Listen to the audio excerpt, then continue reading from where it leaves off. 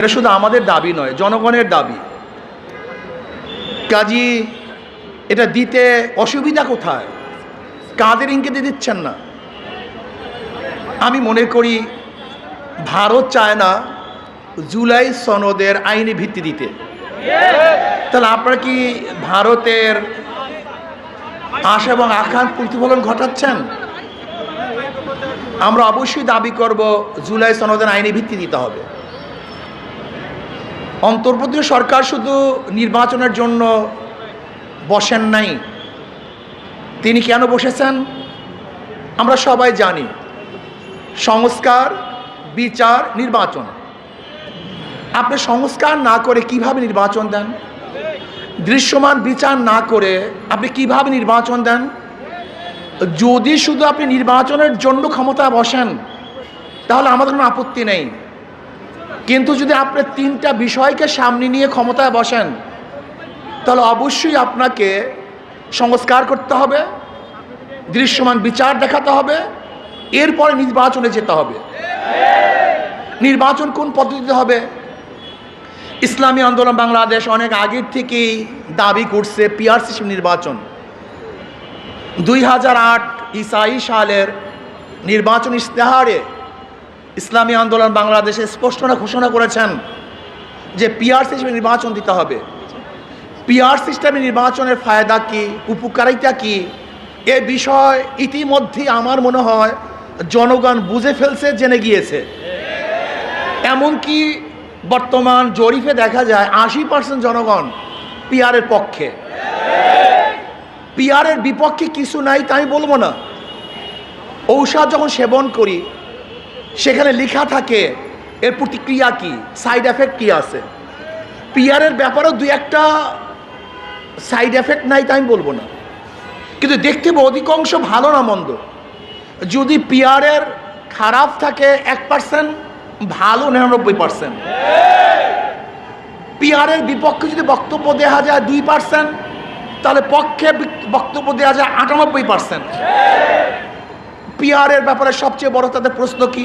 কাকে ভোট দিবেন, কে নির্বাচিত হবে, এটা তাদের সবচেয়ে বড় প্রশ্ন। স্থিতিশীল গভর্নমেন্ট হবে না, স্থিতিশীল সরকার হবে না। আমি তাদেরকে প্রশ্ন করতে চাই, ধরে নেন আজকে যেই পদ্ধতিতে নির্বাচন হচ্ছে সেখানেও যদি এককভাবে কেউ সংখ্যাগরিষ্ঠ অর্জন না করে, সংখ্যাগরিষ্ঠ না পায়, তাহলে সেই পার্লামেন্টের অবস্থাটা কি হবে? সেটা তো দুর্বল পার্লামেন্ট। যদি কোয়ালিশন সরকার গঠন করতে হয় সে পার্লামেন্টে তো দুর্বলই হয়। তাই বর্তমান পরিস্থিতিতে পদ্ধতিতেও তো দুর্বল পার্লামেন্ট হওয়া সম্ভব।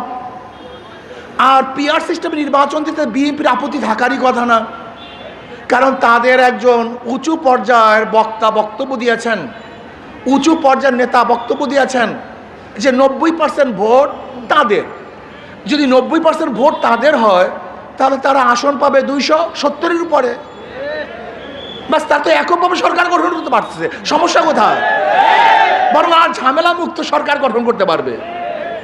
পিআর সিস্টেম নির্বাচনের ব্যাপারে তো খোদ বিএনপি বক্তব্য দিয়েছেন।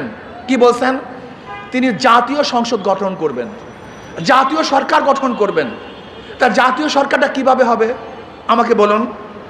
সবার সম্মিলিত যে সরকার হয় সেই সরকারটাই তো জাতীয় সরকার হয় না, একক সরকারকে জাতীয় সরকার বলা হয়। তাই যেহেতু সবার সম্মিলিত সরকারকে জাতীয় সরকার বলা হয়, আর পিআর পদ্ধতি দিত সমস্ত দলে, সমস্ত মতে, সমস্ত আদর্শের মানুষগুলি সংসদে যাবে। কাজে সেহেতু বিএনপির বক্তব্য অনুযায়ী তো পিআর সিস্টেমের নির্বাচনের প্রয়োজন।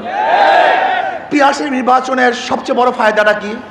ফ্যাসিস্ট তৈরি হবে না, কালো টাকা সরাসরি হবে না, পেশির শক্তি ব্যবহার করতে পারবে না, ভোট ছিনতাই হবে না, কারোর ভোট বিফলে যাবে না, পচবে না।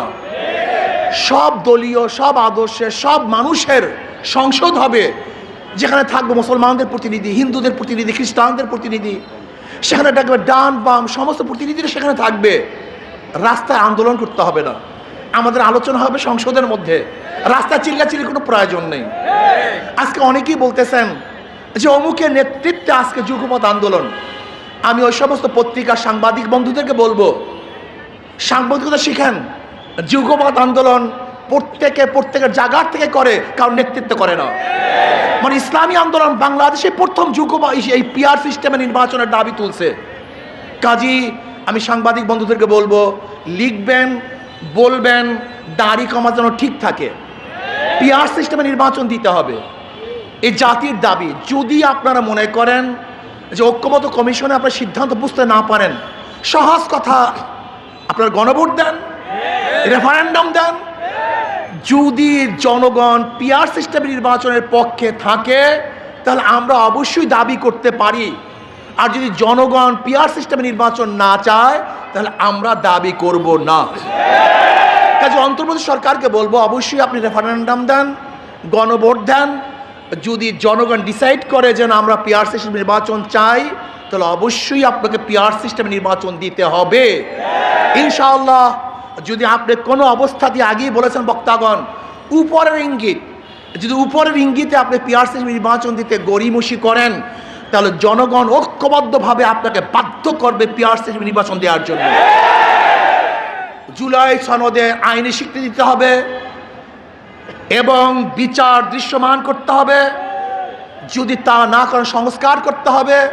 যদি এইগুলি আপনি না করেন, শুধু নির্বাচন করেন, তাহলে আমি মনে করব আপনিও কোনো এক দলের দিকে ঝুঁকে গেছেন, আপনি নিরপেক্ষতা হারিয়ে ফেলবেন। কাজে আসুন আমরা সম্মিলিতভাবে এই দাবিকে সামনে নিয়ে আন্দোলন করব। আর আমি মনে করি আন্দোলনের কোনো প্রয়োজন নাই, আন্দোলনের আগেই সরকার এটাকে গ্রহণ করবে।